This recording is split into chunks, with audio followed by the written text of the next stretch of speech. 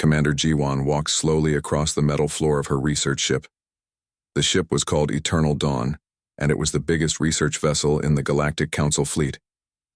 She had been exploring empty space for 3 months, looking for new planets that might have life on them, but today was different. Today she was staring at something that should not exist. Her dark eyes looked at the huge blue screen in front of her.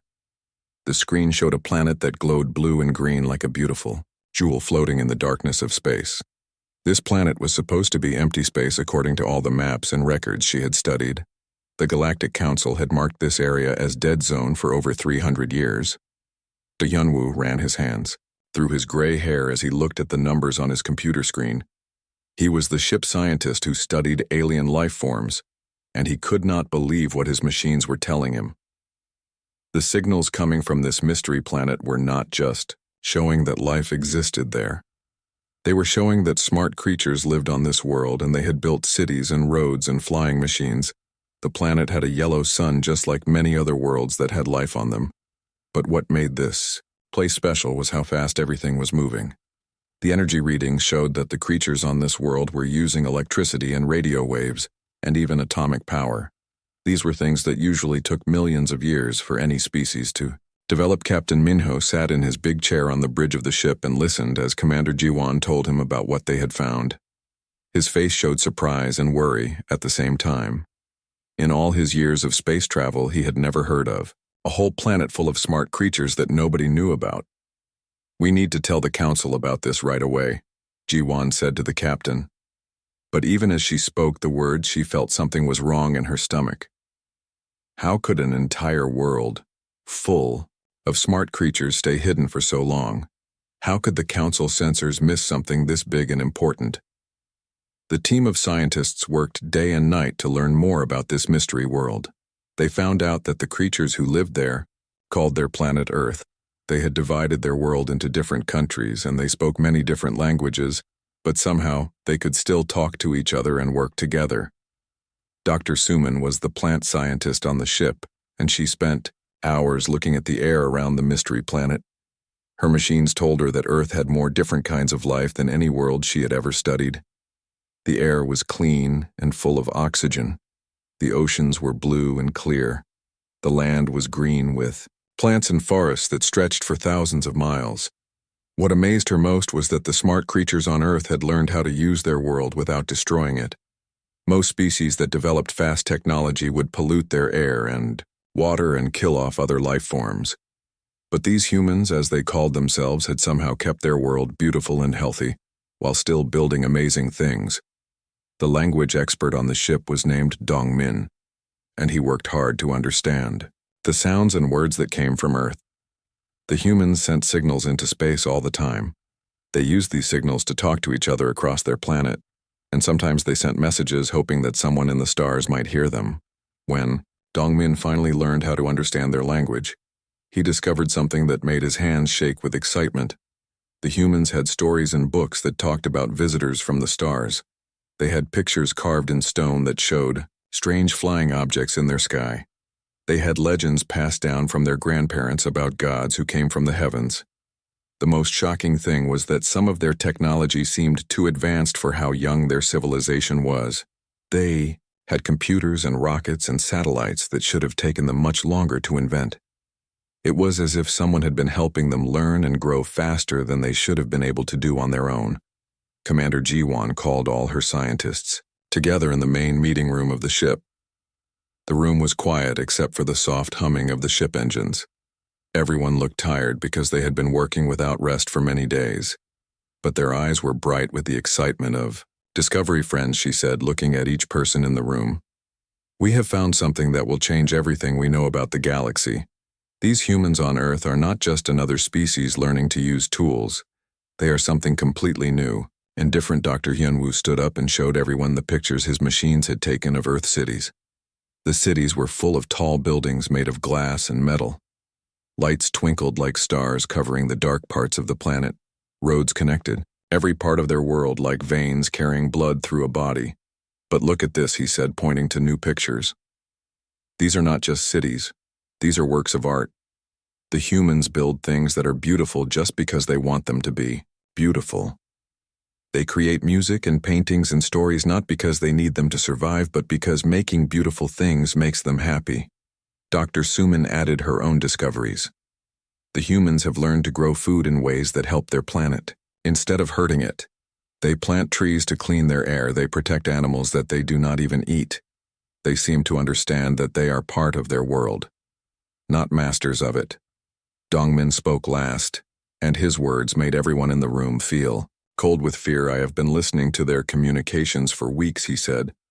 The humans know they are not alone in the universe. They have been trying to contact other species for years.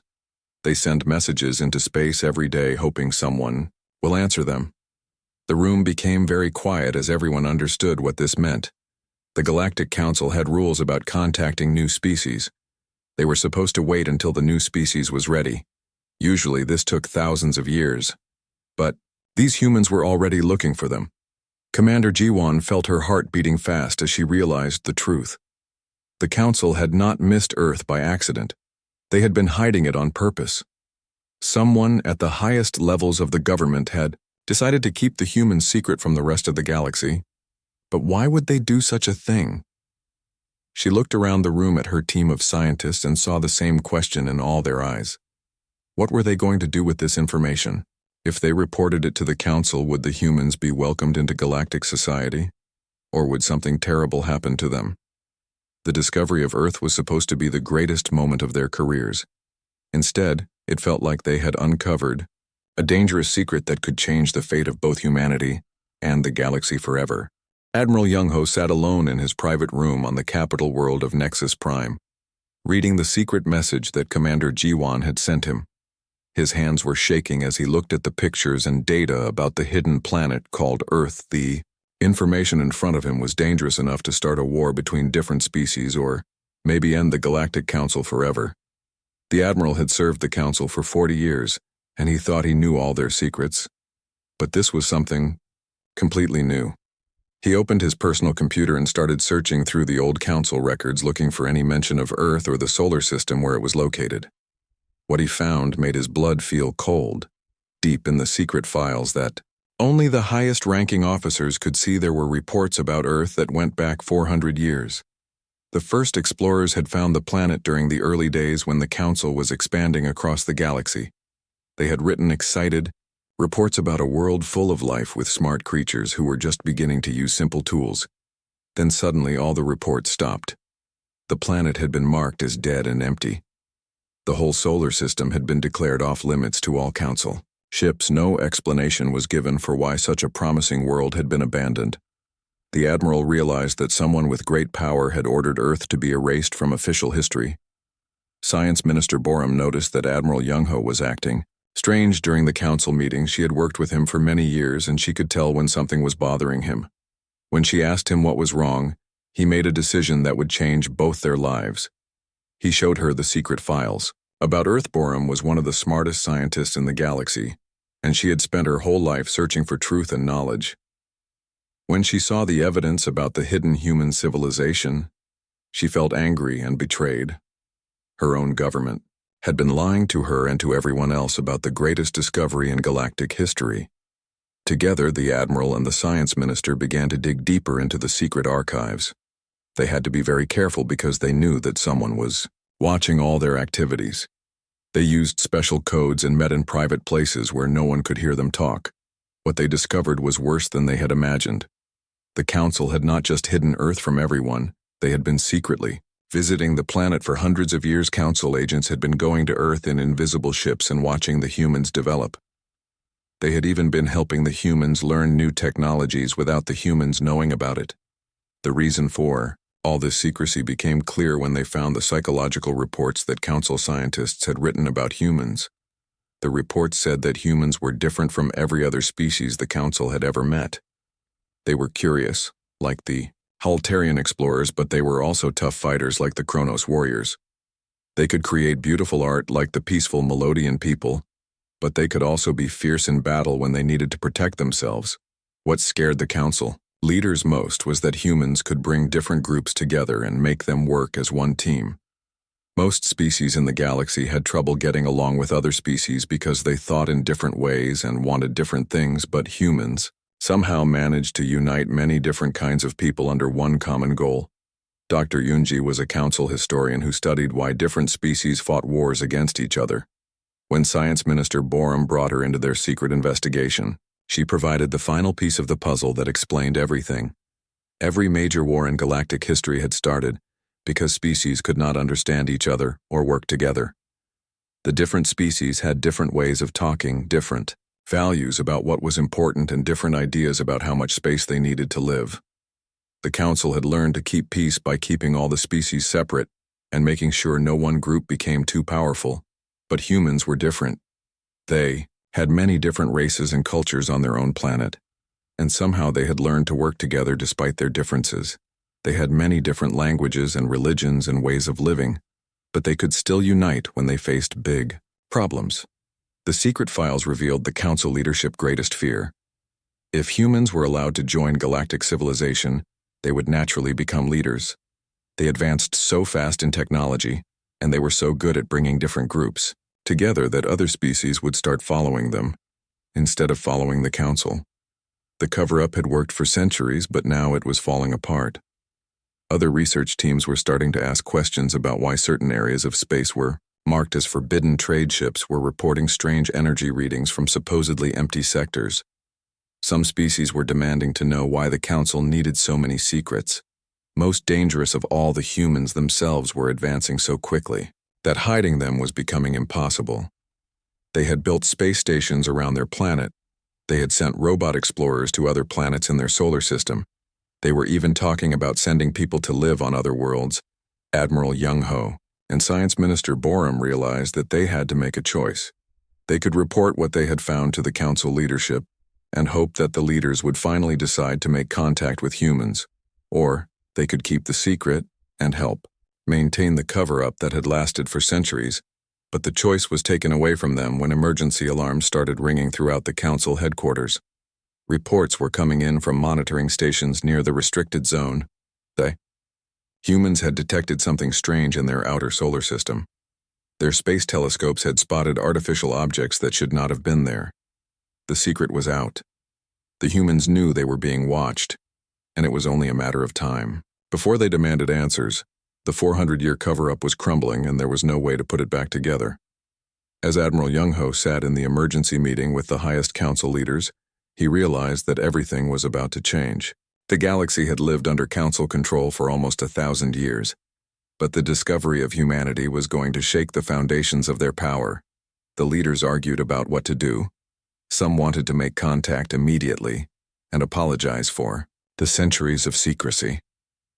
Others wanted to use military force to keep the humans isolated forever. But they all knew that the old ways were ending. The secret monitoring stations reported that human governments were holding emergency meetings around their planet. Human scientists were working together to figure out what the mysterious objects in space might be. Human military forces were preparing for the possibility that they might not be alone in the universe. The cover-up had failed, and now the Council had to face the consequences of their centuries of lies. The galaxy was about to meet humanity, and nothing would ever be the same again. Captain Seokjin stood on the bridge of his invisible spy ship called Silent Observer, watching the blue planet Earth turn slowly below him. For 2 months his crew had been hiding just outside the human solar system, studying everything the humans did in space. His job was to make sure the humans never found out they were being watched. But something had gone wrong. The humans had found them. Not because human technology was better than Council science. The human spaceships were still hundreds of years behind what the Council could build. Instead, the humans had noticed tiny changes in gravity that were caused by the Silent Observer stealth field hiding system. They had used mathematics and careful observation to figure out that something invisible was near their planet. What surprised Captain Seokjin most was how the humans reacted to knowing they were being watched. Instead of panicking or trying to attack the hidden ship, they did something no other species had ever done. They started sending messages directly toward where the invisible ship was located. Communications officer Naeon had not slept well for many nights because she was listening to all the human transmissions. The humans were not trying to threaten whoever was watching them. They were not demanding answers or making angry speeches. Instead, they were sharing their culture with their invisible visitors. Every day the humans sent music that told stories about their hopes and dreams. They broadcast mathematical equations that showed how much they understood about the universe. They transmitted simple greeting messages in hundreds of different human languages. The messages all said the same basic thing. We know you are there, and we want to be friends, Doctor. Taeyong was the youngest scientist on the spy ship, and his job was to monitor how fast human technology was developing. What he discovered made him so excited that his hand shook when he wrote his reports. The humans were learning and building new things faster than they ever had before, but they were not advancing because the Council was secretly helping them anymore. They were developing rapidly because they suspected they were not alone in the universe. This knowledge, instead of making them afraid, had brought all the human nations together in the biggest cooperation project in their history. The species that had spent thousands of years fighting wars over land and resources and different beliefs was now working as one united planet. They were sharing their knowledge and their money and their best scientists to build better spaceships and telescopes. Their goal was simple: to reach the stars and meet their cosmic neighbors. Intelligence analyst Ji-hoon spent his days reading human books and watching human entertainment shows. What he found amazed him. Human stories and movies had changed completely in recent years. Instead of tales about humans fighting each other, most of their new stories were about different species, working together and learning from each other. The humans were preparing themselves to become part of a galactic community. They were teaching their children that diversity made civilizations stronger, not weaker. They were practicing how to communicate with beings who might think differently than they did. They were ready to be good neighbors to alien species. When Captain Seok-jin sent his reports to Council Command, the response came back quickly and harshly. New orders told him to stay completely hidden and to prepare for military action if humans tried to leave their solar system. The message was clear. The Council would use force to keep the humans trapped on their own world. But the human influence was already spreading beyond Earth. Other species throughout the galaxy were starting to ask uncomfortable questions about the restricted areas and the Council's secretive policies. The Altarian explorer fleets reported strange energy readings coming from the direction of the forbidden solar system. The artistic Melodian people claimed their deep space sensors had detected something that sounded like their own cultural broadcasts. But coming from the restricted zone, the Peaceful Harmony Collective was demanding to know why first contact protocols were so strict and why some areas of space were completely off limits.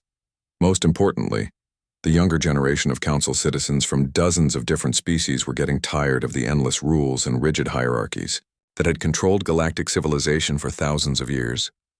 They heard rumors about the hidden world and saw hope for something different. These young aliens wanted change in a galaxy that had become boring and predictable under Council rule.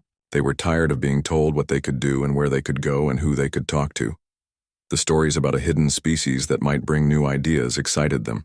The humans did not know it yet, but they had already started to change galactic civilization just by existing.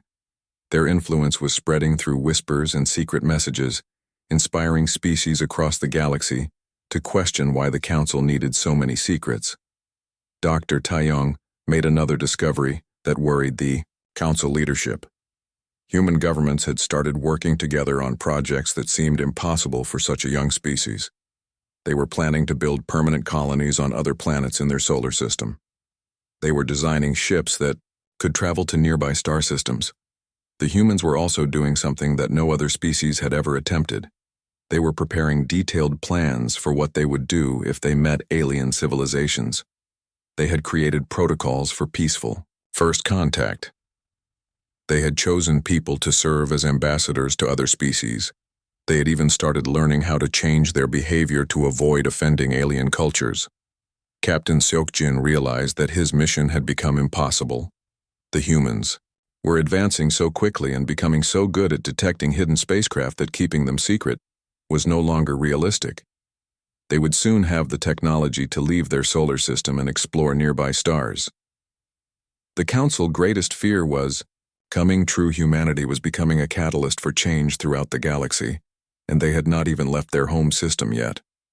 Other species were already inspired by just the rumors and stories about these mysterious hidden humans, young aliens. Across the galaxy were starting to rebel against their governments, demanding more freedom and more honesty from their leaders. The rigid control that had kept galactic civilization stable for centuries was beginning to crack. The human factor was spreading like a disease that the Council could not cure. Every day more species were asking questions. Every day more young aliens were demanding change. Every day the secret became harder to keep. Captain Seok-jin knew that soon he would have to make a choice between following his orders to keep the humans hidden or doing what he believed was right. The humans had already proven they were ready for galactic citizenship. The only question was whether the galaxy was ready for humanity. Professor Gayung walked slowly to the front of the giant council assembly hall, where representatives from 300 different species were waiting to hear her speak. The holographic evidence floating in the air around her contained secrets that had been hidden for centuries, and she knew that her words would change galactic history forever. The leaked information from Admiral Young-Ho's investigation had spread through underground networks faster than the Council sensors could stop it. Species after species was now demanding answers about the hidden world and the humans who lived there. The Altarian delegation had already left the meeting in anger, followed by representatives from the Harmony Collective and dozens of smaller. Civilizations Council Chairman Kiwan sat in his ornate chair at the center of the assembly hall, facing the greatest political crisis in 800 years of galactic government. For all those centuries, the Council had kept peace through careful control of information and slow-managed expansion across the galaxy. The discovery of humanity threatened to destroy everything they had built. The chairman looked out at the angry faces of delegates from across the galaxy. Some were shouting demands. For the truth, others were quietly discussing whether they should leave the council permanently. The unity that had held galactic civilization together was cracking, and Chairman Kiwan knew that the wrong words could shatter it completely. Dr. Sunbak, the council leading expert on alien psychology, stepped forward to present the classified studies that had caused the leadership to hide humanity centuries ago. Her voice was steady, but her hands trembled as she revealed information that had been locked away in the deepest secret archives. The humans, she explained, displayed thinking patterns that did not fit any known categories. They could believe two opposite ideas at the same time and somehow make both ideas work together. They could adapt to completely different environments within a single generation. Most disturbing to the established order, they were extremely good at creating new solutions to old problems. The economic predictions were equally troubling for the Council elite human. Innovation rates suggested they would surpass most galactic civilizations within decades of first contact. Their methods for managing resources could revolutionize galactic industry. Their cultural products were already influencing species who had only encountered tiny fragments of human transmissions through intelligence leaks. Ambassador Moonbill from the Trade Federation stood up and voiced what many delegates were thinking. How can we justify hiding an entire species from galactic civilization? How can we claim to represent justice and cooperation while denying first contact to people who are clearly ready for galactic citizenship? The military implications were presented by Defense Minister Wan Wu, whose analysis painted an even more complex picture. Humans were not just innovators and unifiers, they were strategists and fighters when threatened. Their history showed a species capable of learning from devastating conflicts and becoming stronger each time. The Council War games suggested that humanity could become either the galaxy's greatest ally or its most dangerous enemy, depending entirely on how first contact was handled. If the humans felt betrayed or threatened by the centuries of deception, they might choose to become enemies of the Council. But the most powerful argument came from an unexpected source. Young Delegate Eugene from the recently contacted Epsilon colonies stood up and addressed the assembly with words that cut through all the political arguments like a sharp knife. "My people were once hidden too," she said in a clear, strong voice. "We were deemed too primitive for contact by the previous council leadership. When we were finally welcomed into galactic civilization, we brought new perspectives that have made every species we encountered richer and stronger." She paused and looked around the assembly hall, making eye contact with delegates from many different worlds. "How many innovations," she continued, "how many solutions to our common problems. Have we lost by keeping humanity isolated? How many other species might we be hiding right now out of fear instead of wisdom? The debate that followed was fierce and emotional. Traditional council loyalists argued for keeping the quarantine in place, forever claiming that humanity was too unpredictable and dangerous for safe integration. Progressive delegates demanded immediate first contact and formal apologies for the centuries of concealment. The moderate faction proposed a compromise: gradual revelation and carefully managed introduction to galactic society. They suggested slowly introducing humans to galactic culture over many years, while monitoring their reactions and controlling how much information they received. As the argument raged, reports kept arriving from across the galaxy that made the debate seem increasingly pointless. Human space probes had reached the edge of their solar system and were sending back data about nearby star systems human astronomers had detected. Artificial structures around distant stars that could only have been built by intelligent beings. Most critically, human governments had begun preparing for the possibility of contact with alien civilizations. They were training diplomats and scientists for first contact scenarios.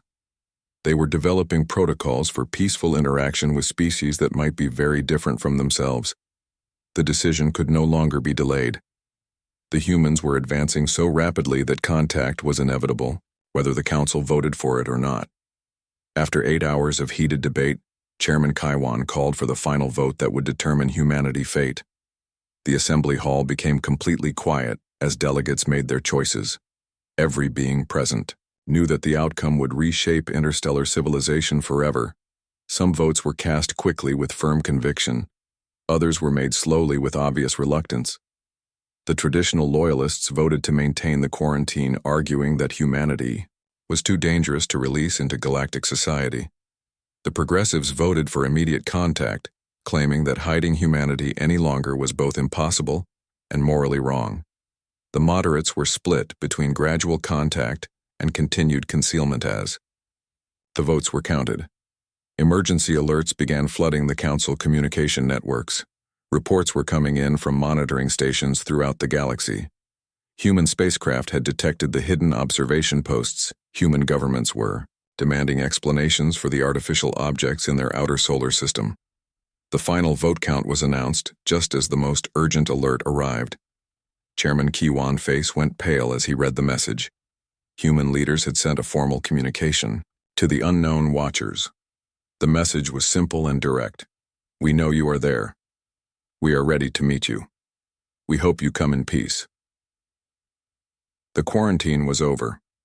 Whether the council had voted for it or not, the humans had made the choice for them. Contact was no longer a political decision. It was an inevitable reality that could not be stopped or delayed any longer. The galaxy held its breath as Chairman Kiwan stood to announce the council response to humanity's first attempt at interstellar diplomacy. The words he spoke next would determine whether first contact would be peaceful cooperation or the beginning of a conflict that could tear galactic civilization apart. Captain Minjay was checking the instruments on his space patrol ship when he received a transmission that changed human history forever. The message came on radio frequencies that human technology could not create using mathematical principles that Earth scientists had only dreamed about. But the words were clearly meant for humanity to hear. The voice belonged to someone called Admiral Young-ho, and he was speaking in perfect Korean, English, Chinese, and 12 other human languages. His message was simple, but it made Captain Minji heart race with excitement. People of Earth, you are not alone. We have been waiting a very long time to welcome you to the galactic community. Within hours, every government on Earth was holding emergency meetings. The transmission had been detected by radio telescopes around the world, making it impossible to dismiss as a fake or mistake. President Chen of the United Earth Coalition found herself facing the moment that humanity had wondered about. For generations, first contact with beings from another star. Dr. Insu had spent his entire career studying the possibility of alien life, even though he had never expected to meet any actual aliens. Now he was suddenly the most important person on Earth as governments rushed to appoint him to the first contact team. His years of theoretical work became humanity's most valuable resource. The alien spaceship called New Horizons approached Earth openly and proudly. its shining metal hull visible to every telescope on the planet. The ship was enormous, larger than anything humans had ever built, and it moved through space with grace and power that took Earth scientists' breath away. Commander Jiwan stood on the bridge of the New Horizons as her ship entered Earth orbit. She was the same officer who had first discovered humanity true advancement, and now she had the incredible honor of representing galactic civilization to Earth, billions of people. Her hands were steady, but her heart was beating fast with excitement and nervousness. The first meetings took place aboard the International Space Station that humanity had built through cooperation between many nations. Ambassador Sarah Kim had been chosen to represent Earth because she could speak many languages and had experience in diplomacy. She became the first human being to step aboard an alien spacecraft. What Ambassador Kim found aboard the New Horizons challenged every assumption about what galactic civilization might be like. The Council ship carried not just the expected variety of strange alien species, but also extensive records of human development art collections spanning centuries of human culture, and most surprisingly, alien citizens who had been studying and admiring humanity from a distance for generations. Dr. Jae-hyun was a council anthropologist who had made human culture his specialty for decades. He had spent years analyzing human books, music, and philosophy. His passionate explanations of human, artistic achievements brought tears to Ambassador Kim's eyes as she realized that this alien understood human creativity better than many humans did. The revelations continued as both sides shared their stories. Humans learned that they had been protected and guided throughout their development, and that their rapid progress was partly due to subtle technological hints provided by secret council observers who had been visiting Earth for centuries. The galaxy learned that humanity had achieved their remarkable unity and innovation. Despite this guidance, not because of it, the humans had taken the small hints and turned them into great leaps forward through their own creativity and determination. They had succeeded because of their nature, not because of outside help. The integration process began immediately. Human scientists were invited to visit council research stations where they could learn about technologies that were thousands of years ahead of Earth science. Galactic scholars requested permission to visit human universities where they could study human methods of education, and research trade agreements were proposed that would benefit both humanity and dozens of other species throughout the galaxy. Human art and music and literature were in high demand among alien cultures who found human creativity refreshing and inspiring. Alien technologies could solve many problems that humans had been struggling with for years. But the most significant change was not technological or economic, it was philosophical. Engineer Woojin was part of the human delegation that visited the council capital world, and he made an observation that spread throughout the galaxy like wildfire. "We have spent so long wondering if we were alone in the universe," he said to a gathering of alien diplomats and scientists. "Now we learn that the real question was not whether intelligent life existed elsewhere, but whether we were worthy of the community that was already here." This simple statement changed how many species thought about their place in the galaxy. Instead of seeing themselves as separate groups competing for resources and territory, they began to understand that diversity made all of them stronger. The human approach to cooperation and problem-solving offered new ways to address challenges that had troubled galactic civilization for centuries. The Galactic Council structure began to change within months of first contact. Humanity methods for resolving conflicts and bringing different groups together were studied and adopted by species across the galaxy. Human cultural exports from music to literature to food sparked a renaissance of creativity on dozens of worlds. Most importantly, the successful integration of humanity proved that the galaxy diversity was indeed its greatest strength. Species after species began questioning old prejudices and barriers that had kept them apart for thousands of years. The council's rigid hierarchies gave way to more flexible partnerships, based on mutual respect and shared goals. The age of expansion through careful control and secrecy ended, replaced by an era of growth through cooperation and open communication. Young beings from many species who had felt trapped by ancient traditions suddenly saw new possibilities for their futures. As Captain Seung-min prepared to launch the first human starship designed for travel to distant stars, he carried with him not just humanity hopes for exploration, but the galaxy renewed faith in the power of diversity and cooperation. His ship, the Harmony, was built using both human innovation and alien technology working together. The launch was broadcast to every world in the galaxy, with billions of beings watching as humanity took its first official step into the larger universe. The ship engines lit up like a new star, and Seung-min's voice carried a message that resonated across countless worlds. "We go not as conquerors or colonizers," he said, "but as friends and learners. We carry with us the dreams of Earth and the friendship of the galaxy. We will return with new knowledge and new friendships that will benefit all our peoples." The Council had tried to hide Earth existence for centuries, believing that humanity would disrupt the careful balance they had maintained. But they had been wrong. Humanity did not destroy galactic civilization. They transformed it into something better than it had ever been before. The quarantine was indeed too late to maintain, but that turned out to be the galaxy's greatest fortune. Humanity had not just joined the community of stars, they had helped that community remember what it meant to grow and change and dream of better futures together. As the Harmony disappeared into hyperspace carrying human explorers to distant worlds, the galaxy settled into a new age of cooperation and discovery. The long era of fear and control was over, replaced by hope and the endless possibilities that came from beings working together across the vast cosmos.